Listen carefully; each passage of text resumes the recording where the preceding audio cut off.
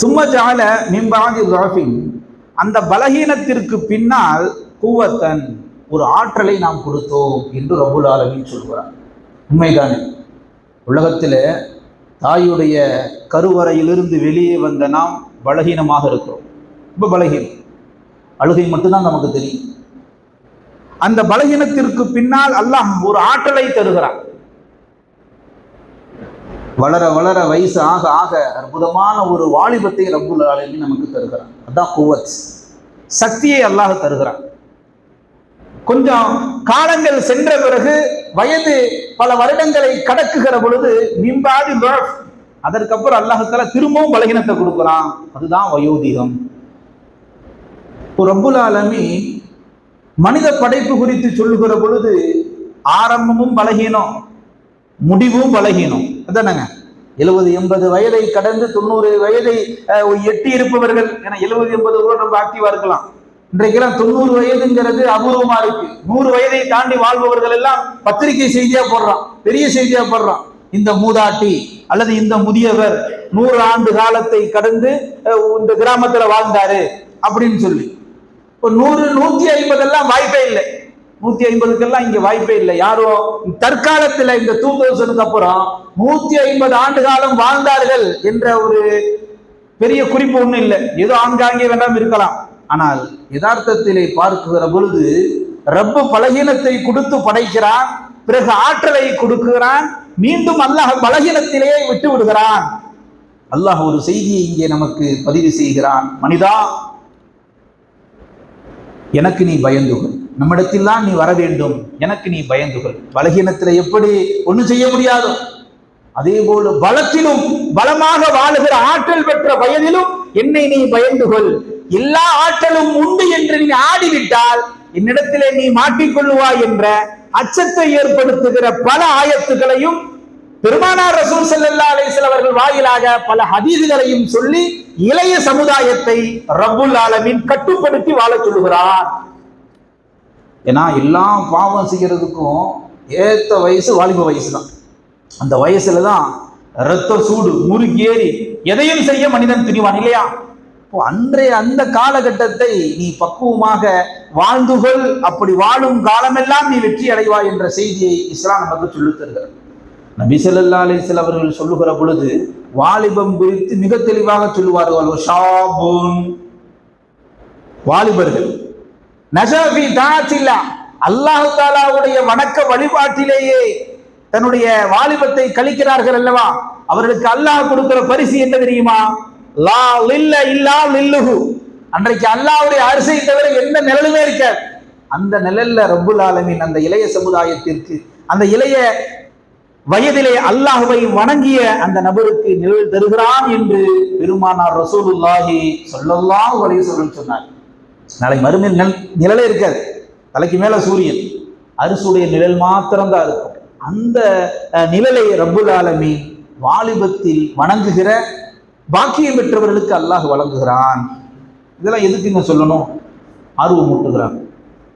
நீங்க வயதான காலத்துல தொழுவதை விட நீங்கள் வாலிபத்தில் தொழுகக்கூடிய அந்த தொழுகைக்கு அல்லாஹ்விடத்தில் அவ்வளவு வரவேற்பு உண்டு, அவ்வளவு அல்லாஹ் அதை நேசிக்கிறான். அதனாலதான் அதை தனி பாட்டா எடுக்கிறான். நல்லவர்களுக்கு அல்லாஹ் இடம் கொடுப்பான், நிழல் கொடுப்பான். ஆனால் வாலிப வயதில் தொழுதவர்களுக்கு ரப்புல் ஆலமீன் தனியாக ஒரு அந்தஸ்தை வழங்குகிறான். இன்றைய காலகட்டத்தில் நம்ம எடுத்துக்கிட்டோம் சொன்னா, உலக இளைஞர்கள் தினம் அப்படின்னு சொல்லி ஆகஸ்ட் 12 சர்வதேச அளவுல ஐநா மூலமாக என்ன செய்யறான், இளைஞர்கள் தினம் என்பதாக ஒரு நாளை குறிப்பிட்டு அன்றைக்கு வெகு விமர்சையாக கொண்டாடப்படுவதை பார்க்கிறோம். சரி, தேசிய அளவில் இந்திய அளவில் 1985ஆம் ஆண்டு முதல் ஜனவரி 12ஆம் தேதி இளைஞர்கள் தினமாக கொண்டாடப்படுகிறது. இது இந்திய அளவில் ஜனவரி 12. இது விவேகானந்தர் பிறந்த அந்த தினத்தை மையமாக வைத்து இளைஞர்கள் தினம் அப்படின்னு சொல்லி அந்த நாளை மையப்படுத்தி கொண்டாடப்பட்டு வருவதை நாம் பார்க்கிறோம். சரி, இதுல ஜூலை 15, இன்னைக்கு ஜூலை 12, ஜூலை 15ல சர்வதேச அளவில் ஐநா சபையினுடைய 2014 முடிவின்படி ஜூலை 15ஆம் நாள் உலக இளைஞர்களின் திறன் நாள் என்பதாக ஒரு நாளை கொண்டாடுறோம். நம்ம இங்க யோசிச்சு பார்க்கிறோம், இளைஞர்களுக்குன்னு சர்வதேச அளவில் ஒரு நாள் இருக்கு, அது ஆகஸ்ட் 12. தேசிய அளவில் இந்திய அளவில் இளைஞர்கள் தினம் சொல்லி ஒரு நாளை கொண்டாடுறான். அன்னைக்கு ஜனவரி 12. இதுவே போதுமே. அப்போ ஒரு நாள் ஜூலை 15 தேர்ந்தெடுத்து கொஞ்சம் நல்லா கவனிங்களேன், இளைஞர்களுடைய திறன் நாள் என்பதாக கொண்டாடுகிறான். என்னங்க இளைஞர்கள் ரைட்டுனா, இளைஞர்கள் திறன் ஒரு நாளைக்கு ஒரு கொண்டாடணுமா? யோசிக்கிறோமா இல்லையா? காரணம், இளைஞர்களுடைய அந்த திறன், அவர்களுடைய எழுச்சி இருக்கா இல்லையா, அது மிக முக்கியமானது, இந்த உலகத்திற்கு தேவையானது. புரட்சி எங்கெல்லாம் வெடித்திருக்கிறதோ, எங்கெல்லாம் மாற்றங்கள் நிகழ்ந்திருக்கிறதோ, அதன் பின்னணியில் நீங்கள் ஆராய்கிற பொழுது அனைத்தும் இளைஞர்கள் இருப்பார்கள். இளைய சமுதாயம் இல்லாமல் உலகம் இல்லை இல்லையா? ஏன்னா அனைத்தையும் செய்து முடிக்கக்கூடிய ஆற்றல் பெற்றவர்கள் இளைய சமுதாயம். வயோதிகர்கள் அவர்களுக்கு அனுபவம் உண்டு, சிறுவர்கள் அவர்கள் விளையாட்டுத்தனத்தில் இருப்பார்கள், அவ்வளவுதான். ஆனால் ஒரு செயலை செய்து முடிப்பதற்குண்டான அனைத்து ஆற்றலையும் தகுதியையும் பெற்றவர்கள் இளைய சமுதாயம். அதனால் இளைஞர்கள் தினம் என்று ஒன்று இருந்தாலும் கூட, சர்வதேச அளவில் ஒரு நாள் கொண்டாடப்பட்டாலும், தேசிய அளவில் இந்திய அளவில் ஒரு நாள் கொண்டாடப்பட்டாலும், இளைஞர்களுடைய திறன் என்று அந்த சக்திக்காக வேண்டி ஒரு நாள் கொண்டாடப்படுகிறது என்றால் நாம் யோசித்து பார்க்கிறோம். உலகம் அற்புதமாக இயங்குவதற்கும் உலகத்தினுடைய எல்லா புரட்சிகளினுடைய பின்னணிகளும் இந்த இளைஞர்கள் தான் இருந்து கொண்டிருக்கிறார்கள். திருக்குரான் ஷரீஃபிலே ரப்புல் ஆலமீன் இப்ராஹிம் அலைஹிஸ்ஸலாத்து வஸ்ஸலாம் அவர்கள் குறித்தும் ஒரு கொடுங்கோல் அரசன் குறித்தும் ஏற்பட்ட ஒரு உரையாடல் குறித்து திருக்குரானில் எல்லாம் பதிவு செய்வான். அதுல பாத்தீங்கன்னு சொன்னா, அந்த கொடுங்கோல் அரசன் நான் தான் இறைவன், நம்புறதுங்கிற மண்ண நான் தான் இறைவன், என்னைத்தான் வணங்கணும் அப்படின்னு சொல்லி அந்த மக்களுக்கு இந்த விஷயத்தை புகுத்தி அவங்க மக்கள் பூரா அவனத்தை இறைவனை வணங்குறாங்க. இப்ராஹிம் அலைஹிஸ்ஸலாத்து வஸ்ஸலாம் அந்த இளைஞர் என்ன செய்யறார், அந்த இளமை பருவம் தான் நாட்டை ஆளுகிற அரசை கூட எதிர்த்து நிற்பதற்கு துணிவு இருக்கும். ஒரு குடும்பத்தை சராசரியாக தலைநிமிர வைக்கக்கூடிய ஆற்றல் பெற்றவர்கள் இளைஞர்கள். அதனால ரப்புல் ஆலமீன் அந்த இளைய நேரத்தில், அந்த இளமை பக்குவத்தில் இருக்கும்போது இப்ராஹிம் அலைஹிஸ்ஸலாத்து வஸ்ஸலாம் அவர்களுக்கு இந்த ஆற்றலை தருகிறான். ஒரு மிகப்பெரிய அரசன் அவனை எதிர்த்து நிற்கிறார்கள். நான் அல்லாஹ்வைத்தான் வணங்குவேன். அவன் திரும்ப கேட்பான், அல்லாஹ் என்ன பண்ணுவான்? திருக்குரானிலே பதிவு செய்யப்பட்ட வரலாறு. எங்க அல்லாஹ் உயிரை கொடுப்பான், உயிரை எடுப்பான். அந்த ஆற்றல் எங்க ரப்புக்கு உண்டு, உனக்கு அது இல்லை. நீ என்னை போல மனிதன், மன்னா என்னை போல மனிதன், நீ உயிரை கொடுக்குகிற எடுக்குகிற ஆற்றல் உன்னிடத்தில் இல்லை என்று சொல்லுகிற பொழுது, அப்படியா இந்த பார் நான் அந்த வேலையை செய்யறேன் பார் அப்படின்னு ரெண்டு அந்த ஜெயிலில் இருப்பாங்க இல்லையா, சிறையில் ரெண்டு பேர்த்த கூப்பிட்றாங்க, வாப்பான். ரெண்டு பேர்த்த நிற்க வச்சாச்சு. நிற்க வச்சு ஒருத்தனை ஒரே வெட்டா வெட்டிடுறான். வெட்டிட்டு இப்ராஹிம் அலைஹிஸ்ஸலாத்து வஸ்ஸலாம் அவர்களை பார்த்து சொல்றான், பார் ரெண்டு பேர் வந்தானுங்க, ஒருத்தனை கொண்டுட்டேன், ஒருத்தன் உயிரை எடுத்துட்டேன், இன்னொருத்தனை உயிர் கொடுத்துட்டேன், உனக்கு நீ விடுதலை, நீ வாழ்ந்துக்கோ. உன் இறைவன் எதை செய்வானோ அதை நானும் செய்கிறேன் இல்லையா என்று இப்ராஹிம் அலைஹிஸ்ஸலாத்து வஸ்ஸலாம் அவர்களிடத்தில் அவன் சொல்லுகிற பொழுது, இப்ராஹிம் அலைஹிஸ்ஸலாத்து வஸ்ஸலாம் அவர்கள் சொல்வார்கள், பைனல் மஷ்ரிக், என்னுடைய இறைவன் கிழக்கிலே என்ன செய்கிறான், சூரியனை உதைக்க செய்கிறான், மேற்கிலே மறைய செய்கிறான், இதை உன்னால் நிகழ்த்த முடியுமா என்று சொல்லுகிற பொழுது அவன் வாயடைத்து போனான் என்ற செய்தியை அல்லாஹ் திருக்குரானிலே பதிவு செய்கிறான். இதனுடைய பின்னணியை பார்க்கிற பொழுது இப்ராஹிம் அலைஹிஸ்ஸலாத்து வஸ்ஸலாம் அவர்கள் குறித்து குரானிலே பல இடங்களில் ஃபதன் என்ற அந்த வாலிபத்தை குறித்தே ரப்புல் ஆலமீன் சொல்லுவான். யாரையும் எதிர்க்குகிற ஒரு சமுதாயத்தை சீர் செய்கிற வயது என்பது அந்த இளைய சமுதாய வயது. அதை சரியாக பயன்படுத்தி கொண்டவர்கள் வெற்றி அடைந்தார்கள். ரோம பாரசீகம் குறித்து ரோமானிய பேரரசு எப்படிப்பா அதனுடைய வரலாறை படிக்கிற பொழுது படிப்பவர்களுக்கு எல்லாம் தெரியும். அது உயர்ந்ததும் இளைஞர்களால் தான், அது வீழ்ந்ததும் இளைஞர்களால் தான். ரோமானிய பேரரசு உலகம் முழுக்க கொடிகட்டி பறந்த பேரரசு. அது எப்படிப்பா ஒண்ணுமில்லாம போச்சு? அந்த இளைஞர்கள் மதுவிலும் மாதுவிலும் என்றைக்கு விழத் தொடங்கினார்களோ அன்றைக்கு அந்த பேரரசு ஒன்றுமில்லாமல் போனது. ஒரு குடும்பத்தை எடுத்துக்கங்க, இந்த குடும்பத்தில் இளைஞர்கள் சரியாக தன்னுடைய பொருளாதாரத்தை கையாளுகிற பட்சத்தில் அந்த குடும்பம் ரொம்ப உயர்வா இருக்கும். தாந்தோண்டித்தனமாக வரவுக்கு மேல செலவு, கடனுக்கு மேல கடன், இன்று வீணான செலவுகளில் வெட்டி செலவுகளில் அவன் வயப்படுகிற பொழுது, அதை செயல்படுத்துகிற பொழுது அவன் குடும்பம், அவன் மட்டுமல்ல அவன் குடும்பமே அதல பாதாளத்துக்கு போயிருக்கு இல்லையா? ஒரு குடும்பத்தில் அந்த இளைஞர்கள் எப்படியோ அப்படித்தான், அதே போன்றுதான் நாட்டிலும் குர்ஆன் ஷரீஃப் முழுக்க ரப்புல் ஆலமீன் ஃபத்தன் என்ற அந்த வாலிபத்திற்கு அல்லாஹ் அவ்வளவு முக்கியத்துவம் தருகிறான். அஸ்ஹாபுல் கௌஃப், இந்த வெள்ளிக்கிழமையானா தெரிஞ்சவங்களுக்கு தெரிய வாய்ப்பு இருக்கு. இந்த கௌஃப் சூரா ஓதுவோம் இல்லையா?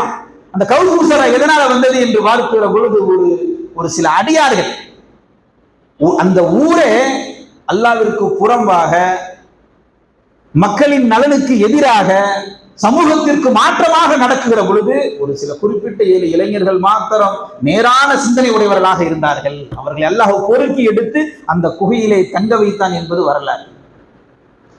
நபி ஸல்லல்லாஹு அலைஹி வஸல்லம் அவர்கள் சொல்லுவார்கள், இந்த வாலிப வயது இருக்கிறது அல்லவா, இவர்கள் செய்கிற ஒவ்வொரு அமலையும் அல்லாஹ் அதிகமாக நேசிக்கிறான். நான் அடிக்கடி பயான்ல சொல்றது உண்டு, வயசான காலத்துல தொழுவதை விட வாலிபத்தில் தொழுகிற 2 ரக்காத் அல்லாஹ்விடத்தில் ரொம்ப அற்புதமானது, உயர்வானது. என்னங்க தெரிஞ்சு சொல்றீங்க, அப்போ வயசான காலத்துல தாடி மீசையெல்லாம் நரைச்சு போய் நாங்கள் தொழுகிறதெல்லாம் வேஸ்டான்னு கேட்டாரு. அதற்கு நன்மை உண்டு. ஆனால் அல்லாஹ்விடத்தில் மிக நெருக்கமான அன்பை யார் பெறுகிறார் என்றால், இள வயதிலே தொழுகக்கூடிய அந்த தொழுகை அல்லாஹ்விடத்தில் ஏற்றம் பெறுகிறது. வயோதிகர்களுடைய தொழுகையும் அல்லாஹ் தான் இருக்கிறான். ஆனால் அல்லாஹ்விற்கு மிக பிடித்தமான தருணம் அந்த இளைய சமுதாயம். என்ன காரணம் தெரியுங்களா? அந்த வயசுல தான் தொழுக மாட்டோம் இல்லையா? அந்த வயசுல தான் தொழுக மனசு வராது. வயசாகி போச்சுன்னா நம்மள்கிட்ட சொல்லுவாங்க, ஓடி ஆடி முடிஞ்சது, இனிமே என்ன பள்ளி வாசல் கெதியா இருக்க வேண்டியதுதான். அந்த மாதிரியான டார்கெட் வச்சு வாழ்ற ஆளும் இருக்குது. ஏப்பா அஜுக்கு போல, உம்ராக்கு போல, அதுக்கெல்லாம் வயசாகுது. தொழுகிறது இப்பெல்லாம் தொழுக போனோம்னா முடிஞ்சதுங்க. அதனால அதுக்குன்னு ஒரு ஏஜ் வரட்டும், அப்புறம் என்ன செஞ்சுக்கலாம், தொழுகையின் பள்ளின்னு நம்ம போய் செட்டில் ஆயிடலாம். இந்த வீடு கட்டி செட்டில் ஆகிற சொல்லுவாங்க இல்லையா, இப்போ பழக்கத்தில் இருக்கும், வீட்டை கட்டிட்டு எப்படி செட்டில் ஆயிடணும் அப்படின்னு சொல்ற மாதிரி, இந்த தொழுகைக்கு நம்மளால் என்ன சொல்லுவான்னா, அதுக்கெல்லாம் ஒரு ஏஜ் வரட்டுங்க, அதுக்கப்புறம் நம்ம என்ன செஞ்சிருவோம், பள்ளிவாசல் கதி நம்ம வாழ்க்கையை கதின்னு செட்டில் ஆயிடுவோம் என்றெல்லாம் அறியாமையில் பேசுவதற்காக அல்லவா, அவர்களுக்குத்தான் பெருமானார் ரசூலுல்லாஹி ஸல்லல்லாஹு அலைஹி வஸல்லம் சொல்லுகிறார்கள், வஷாபுன் நஷாஃபி தாஅத்தில்லாஹ், அல்லாஹ் தஆலாவுடைய வணக்க வழிபாட்டிலே எந்த வாலிபன் தொழுகையில் ஈடுபடுகிறானோ அப்பேற்பட்ட அந்த வாலிபனுக்கு ரப்பு நிழலே இல்லாத தருணத்தில் நிழலை தருகிறான். ஏன்னா இந்த வயசு எல்லா தவறையும் செய்வதற்கு உண்டான ஆற்றல் உள்ள வயது இல்லைங்களா? வயசானவரை கூப்பிட்டு ஒரு 60 மாடி கட்டடத்தில் ஏறி இந்த ஃப்ளோர் நம்பர் எல்லாம் சொல்லி, கதவு நம்பரையும் சொல்லி, இதில் போய் ஒரு 70 பவனை கொள்ளையடிச்சிட்டு 1 லட்சம் ரூபா கேஷோட வாங்க அப்படின்னு சொன்னா அவர் பார்ப்பாரு, எங்க கொடுக்குற வேலையா இது, நமக்கு நம்மளால முடியுமா? தவறாக இருந்தாலும் அதை செய்வதற்கு அவர் உடல் ஒப்புக்கிறார். மனசுல சொல்லுவாரு, நான் மனசுல பாத்தீங்கன்னா 50 வயசு ஆகிட்டாலும் நம்ம 30 வயசு மாறின்னு சொல்லுவார். ஆனா செயல்பாடு ஏற முடியுமா? 70 மாடியை கடந்து ஏறி அங்க போய் இங்க போய் வர முடியுமா? அப்போ வயதான காலத்தில் பாவங்கள் ஏற்படுவது குறைவு. இதைத்தான் நபி ஸல்லல்லாஹு அலைஹி வஸல்லம் இந்த சமூகத்திற்கு உணர்த்துகிறார்கள். வயதான காலத்துல யோக்கியனாக வாழ்வது சிறந்ததல்ல, வாழ்ந்தா நல்லதுதான், சிறந்ததல்ல.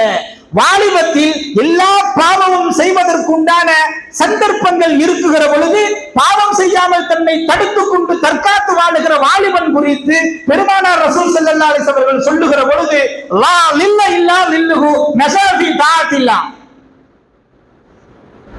அப்போ எல்லா பாவமும் செய்யக்கூடிய அந்த ஆற்றல் உள்ள வயசுல பாவமே செய்யாம அல்லாஹ் பார்க்கிறான், நாளைக்கு கேட்பான், அல்லாஹ் புடிச்சுக்கிடுவான், நாளைக்கு மாட்டிக்கிடுவோம், கேவலம் அசிங்கம், நாளைக்கு எல்லாம் அவமானப்படுத்திடுவான் என்றெல்லாம் தன்னை சரியாக்கி கொண்டு வாழுகிற இளைஞர்கள் குறித்து தான் மிகப்பெரிய பரிசை பெருமானார் ரசூலுல்லாஹி ஸல்லல்லாஹு அலைஹி வஸல்லம் சொல்லி காட்டுகிறார்.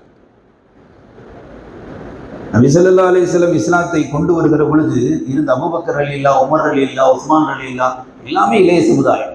அன்னை ஆயிஷா அலி அவர்கள் உட்பட அத்துணை நபர்களும் இளைஞர்கள், மார்க்கத்திற்காக வேண்டி எதையும் செய்ய துணிந்தார். அப்போ இளைய சமுதாயம் சரியாக இருக்கும் பட்சத்தில் அந்த சமூகம், அந்த கட்டமைப்பு சீராக இருக்கும். இளைஞர்கள் தடமாறி இபாதத் இஸ்லாம் என்ற அந்த கோட்பாட்டை ஒதுக்கி வைத்துவிட்டு, இல்லை யாருங்க தப்பு பண்ணாதால எல்லாம் எடுத்துத்தானே செய்யறான், நம்ம பெரிய நம்ம மட்டும் யோக்கியமா வாழ முடியுமா அப்படின்ற அந்த சித்தாந்தத்தோடு ஒதுங்கி சென்று 10ஓடு 1 11 என்ற வகையில் அவன் வாழுகிற பொழுது, இஸ்லாத்தை விட்டு வெளியேறுகிற பொழுது எல்லா தவறையும் செய்து விடுகிறான், எல்லா தவறையும் செஞ்சிடலாம். நாளைக்கு அல்லாஹ் பிடிச்சுக்கிடுவான் கேட்பாங்கிற பயம் இருக்கிற இளைஞர்கள் மாத்திரம்தான் சீரான நேரான வழியை பெறுகிறான். நபி ஸல்லல்லாஹு அலைஹி வஸல்லம் அவர்களுடைய வாழ்விலே நடந்த ஒரு அற்புதமான நிகழ்வு. சயீத் ரலியல்லாஹு அவங்க ஒரு 12-13 வயது. அந்த வயதிலேயே எல்லாரும் போருக்கு பெறப்படும் போது, இஸ்லாத்திற்காகத்தானே, இஸ்லாத்திற்காக வேண்டி போருக்குன்னு பெறப்படும் பொழுது அவர் என்ன செய்வாராமா, அவர் அளவா தான் வளர்ந்திருப்பாரு. ஆனா அவர் வாள் ஹதீஸ் ஷரீஃபில் வருகிறது, அவரை விட மிக நீளமாக. அந்த வாளை மடக்கி பிடித்து கொண்டு வந்து நிற்பாராம். நேர வச்சா என்ன செஞ்சிடும், பெருமானார் வாளையும் பார்ப்பாங்க, அவரையும் பார்ப்பாங்க. என்னப்பா வாளை விட ரொம்ப கம்மியா இருக்கிறே, நீ வேணான்னு சொல்லிடுவாங்கன்றதுக்காக வேண்டி வாளை மடக்கி பிடித்தவராக போருக்காக அனுமதி கொடுங்கள் என்று அன்றைக்கு அந்த சஹாபாக்கள் துணிந்து நின்றார்கள். அதுவெல்லாம் நமக்கு ஒரு பாடம். மார்க்கம் என்று வருகிற பொழுது நாம் நம்மை தயார் நிலையில் வைத்துக் கொள்ள வேண்டும். யாரும் போருக்கு போறதில்லை. அதற்கு சொல்றாரு கூட வாழை எடுத்துட்டு போருக்கு பெறப்படுங்கிறாங்கிறதல்ல. அன்றைக்கு அவர்களுக்கு அது தேவை. நமக்கு என்ன தேவை? ஹராம் ஹலாலில் இருந்து நம்மை பாதுகாத்துக் கொள்வது. இதுவும் போர் தான். நபி ஸல்லல்லாஹு அலைஹி வஸல்லம் போர் என்றால் வாளேந்து எதிரியை வீழ்த்துவது மாத்திரமல்ல, நஃப்ஸோடு போராடுவதுதான் பெரிய போர் என்றார்கள். இன்றைக்கு சக வியாபார ரீதியா இருக்கட்டும், நட்பு வட்டமா இருக்கட்டும், எவன் யோக்கிய எவன் நல்லவனே தெரியும் இல்லையா? கஞ்சா கேஸ்ல பிடிபட்டா அதுல நம்மளுக்கு பேர் வருது. அது எங்கடா ஏதோ ஒரு அவுட்ரன்னு பார்த்தா மஹல்லாக்குள்ள நம்மோடு சேர்ந்து நம்மோடு பழகுகிற, நம்மோடு உறவாடுகிற ஒரு சிலர்கள் மூளைச்சலவை செய்யப்பட்டு போதை பழக்கத்திற்கு ஆளாகி விடுகிறார்கள். மாத்தமல்ல, அதை சப்ளை செய்யக்கூடிய அதிலிருந்து வர்ற வருமானம் அல்லாஹ் ஹராம் இல்லையா? இப்ப யாரோ ஒரு பேர் வந்தா நமக்கு வலிக்காது, மன வருத்தம் இருக்காது இல்லையா? போதை பொருள் கடத்திய ஆசாமி அப்படின்ற பேர் லிஸ்ட்ல நம்மாலு பேர் அக்பர் அப்துல்லான்லாம் வருகிற பொழுது நாம் யோசித்து பார்க்கிறோம், இது எங்கோ நடக்கிறதில்ல. நம்மை சுற்றி இருப்பவர்கள் ஒரு சிலர்கள் ஏமாந்து என்ன செய்து விடுறார்கள், ஒண்ணு சுயநலத்திற்காக வேண்டி காசு பணத்துக்கு ஆசைப்பட்டு போயிடுறான், இல்லது சுகபோகமாக வாழ்றதுக்காக வேண்டி அடுத்தவன் சொல்லக்கூடிய அந்த வார்த்தைகளை கேட்டு மூளைச்சலவை செய்யப்பட்டு அதன் பக்கம் ஈர்க்கப்பட்டு விடுகிறான். இன்றைக்கு இஸ்லாமிய இளைஞர்கள் குறிப்பாக நாம் யாரோடு பழகுகிறோம், யாரோடு சேர்ந்திருக்கிறோம் என்பதை நாம் கருத்தில் கொள்ள வேண்டும். அவன் தானே கெட்டவன், அவன் கெட்டவனா இருந்தாலும் சில நல்ல குணம்லாம் அவன்கிட்ட இருக்கும், அதனால அவன்கிட்ட சேர்ந்திருக்கிறேன். சில நல்ல குணங்கள் இருந்தால் பிரச்சனை இல்லை, ஆனால் அவனிடத்தில் இருக்கக்கூடிய அடிபாதாள மோசமான குணங்கள் அவனிடத்தில் குடிகொண்டு இருக்கிறது என்றால் ஒதுங்கி விட வேண்டும். அவனோடு நீங்கள் நட்பு பாராட்டுகிற பொழுது, அவன் பிடிபடுகிற பொழுது நீ சேர்ந்துதான் பிடிபடுவது இல்லையா? இன்றைக்கு போதை பழக்கம் தலைவிரித்து ஆடக்கூடிய ஒரு சூழ்நிலை. அதிலும் பிடிபட்டவர்களை இஸ்லாமிய சமூகத்தை சேர்ந்த பெயர்களும் அடிபடுவது உண்மையிலேயே ஏமாற்றம் அளிக்கிறது. அதுவும் மஹல்லாக்களில் ஊடுருவி நம்மளோடு சேர்ந்துதான் வந்தாரு, நம்ம கூட தான் ஜும்மா தொழுதாரு, நம்ம கூட தான் பெருநாள் தொழுதாரு, எல்லாம் பண்ணினாருங்க, பார்த்தா ஜெயில் போயிட்டு வர்றாருங்க. ஏமாத்தினார், மோசடி, அதுவும் குற்றம் தான். ஆனால் அதை விட ஒரு சமூகத்தையே அழிக்கக்கூடிய போதை பழக்கம், கஞ்சா பழக்கம், அபின் போன்றவைகளை பயன்படுத்துவது மாத்திரமல்ல, அதை விற்பனை செய்து அதனால் வரக்கூடிய வருமானங்களை ஈட்டி நீயும் உன் குடும்பமும் சாப்பிட்டாலும் அதனால் ஏற்படக்கூடிய விளைவு அல்லாஹ்விடத்தில் மிகப்பெரிய தண்டனை உண்டு என்ற விழிப்புணர்வு இல்லை. எப்படியும் வாழலாம் நினைக்கிறான். இன்னைக்கு இளைஞர்கள் என்ன நினைக்கிறான்னா, இருக்கிற இடத்துல அப்படியே இருக்கணும், காசு மட்டும் அது வாட்டில் விழுந்துகிட்டே இருக்கணும், நம்ம வேணுங்கிறது ஜிபே பண்ணணும், சுகபோகமா இருக்கும், இப்படி நினைக்கிறான். ஒரு 30 வருஷத்துக்கு முன்னாடி நாயா பேயா உழைப்பாங்க, மாடா தேய்ந்து போயிடுவாங்க. என்ன காரணம்? உழைப்பினுடைய முக்கியத்துவம் இருந்தது. இன்றைக்கு இருந்த இடத்திலேயே பணம் வரணும், அதற்கு என்ன செய்யலாம், எந்தெந்த தீய வழிகள் எல்லாம் பணம் வருமோ அத்துணையிலும் என்னது இன்னைக்கு சமூகம் அதை நோக்கி தான் போகுது. அவன் பணம் சம்பாதிக்கிறது ஹராம் ஹலால் அதெல்லாம் ரெண்டாவது, பணம் எப்படி வருதுன்னு மட்டும் பாரு. ஹராம் ஹலால் ரெண்டாவது, மூணாவது போயிருக்கு. அது எப்படி வந்துருதா, பணம் இருக்குதா, கேஷ் இருக்குதா, இருக்கிற வரைக்கும் சந்தோஷம் என்ற அந்த மனநிலை இவர்களுக்கு வருவதால் தான் போதை பொருள் மாத்திரமல்ல எதையும் செய்ய துணிந்து விடுகிறார்கள்.